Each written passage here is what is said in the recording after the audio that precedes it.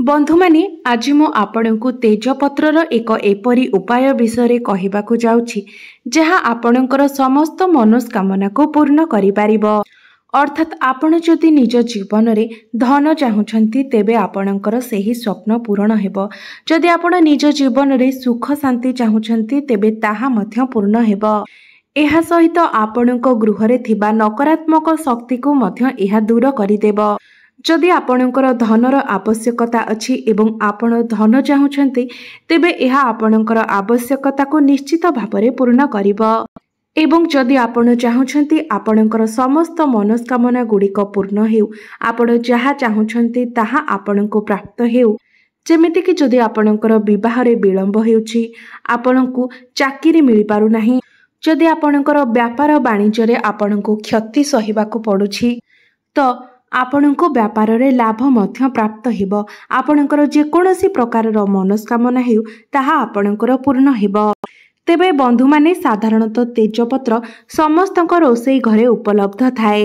आपण माने जानि रखिबा उचित जे तेजपत्र रे मां लक्ष्मीकर निवास होई थाए। अर्थात तेजपत्रर संबंध मां लक्ष्मीक सहित रही थाए। कारण तेजपत्रर बास्ना मां लक्ष्मी को आकर्षित करि थाए, अर्थात धन को आकर्षित करि थाए।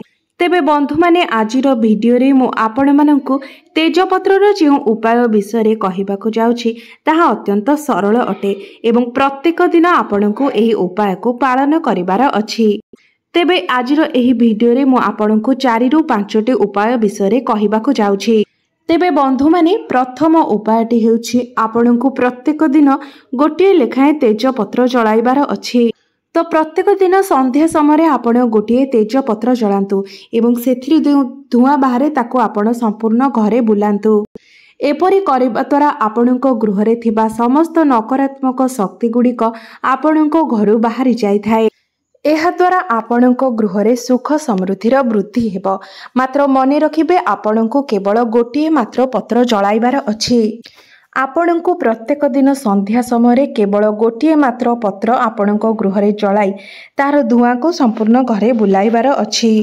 तेबे आउ गोटिए कथा मने रखिबे जे आपण सेही पत्र को कोनोसी एक जागारे जळाइबे, जेमिति कि कोनोसी प्लेट रे हेउ किंबा कोनोसी गिन्ना रे हेउ, किंतु आपण भूई उपरे पत्र को जळाइबे नाही। एवं पत्रटी जळी सारिला परे जे पाउंस बाहरिबो ताहाको आपण बाहरे नै उड़ाई देबे।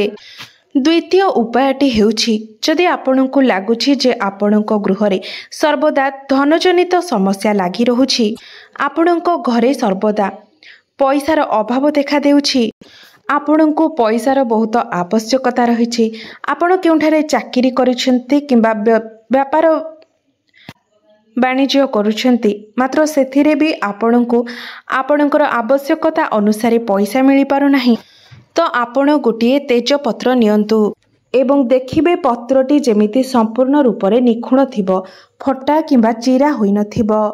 तापरे सेही तेजपत्रटी को आपण निज पर्स रे रखंतु किंबा आपण जेउठारे निजर धन को संचित करिकि रखुछंती आपणकर लकर रे तेजपत्रटी को नै रखि दियंतु।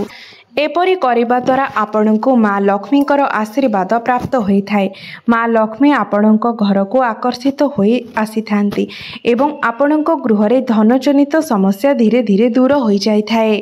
आपणकर पर्स किंबा लकर केबे भी खाली होई न थाए।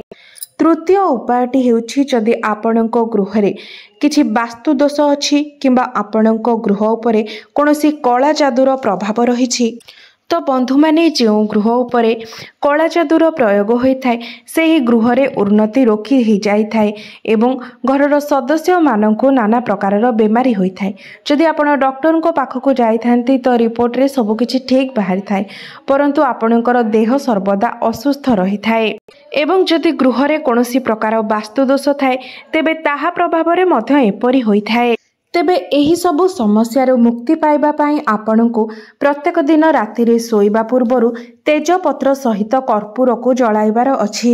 प्रत्येक दिन सोइबा पूर्वरु जदि आपण गोटिए प्लेट रे गोटिए तेजपत्र एवं गोटिए कर्पूर को रखि जळांती एवं तार धुआं को घरे बुलांती तेबे एहा द्वारा आपणको गृह रे होइथिबा कला जादूर प्रभाव कम होई जाय थाए।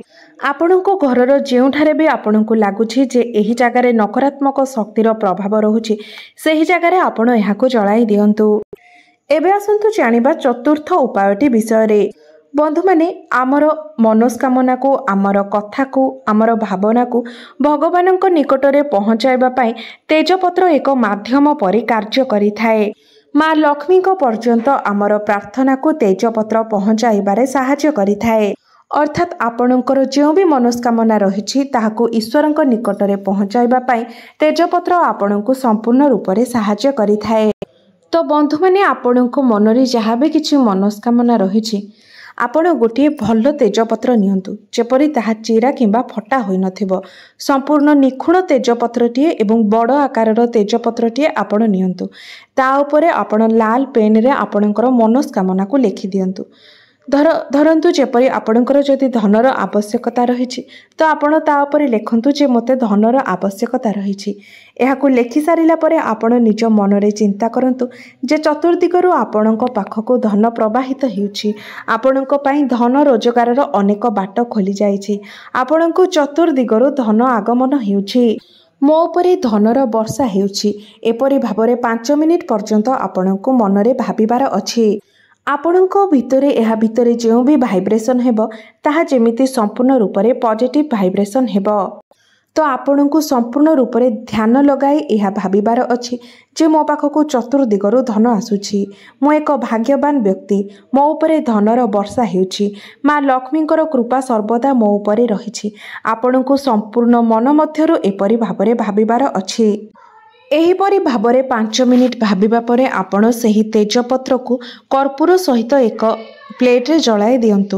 ତାପରେ ତାକୁ ଆପଣ ନିଜ ଘରର ଛାତ ଉପରକୁ ନେଇ ସେଠାରେ ଉଡ଼ାଇ ଦିଅନ୍ତୁ।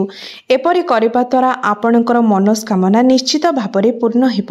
ସେହିପରି ଭାବରେ ଯଦି ଆପଣ ଚାହୁଁଛନ୍ତି ଯେ ଆପଣଙ୍କ ଜୀବନରେ ସୁଖ ଶାନ୍ତି ଫେରିଆସୁ, ଆପଣଙ୍କ ଜୀବନରେ ଚାଲିଥିବା ଷ୍ଟ୍ରେସ୍, ଚିନ୍ତା ଏସବୁ ଦୂର ହୋଇଯାଉ, ତେବେ ତାହାକୁ ମଧ୍ୟ ତେଜପତ୍ରରେ ଆପଣ ଲେଖିବେ ଯେ ମୋତେ ଚିନ୍ତା ଏବଂ ଷ୍ଟ୍ରେସ୍ର ଆବଶ୍ୟକତା ନାହିଁ।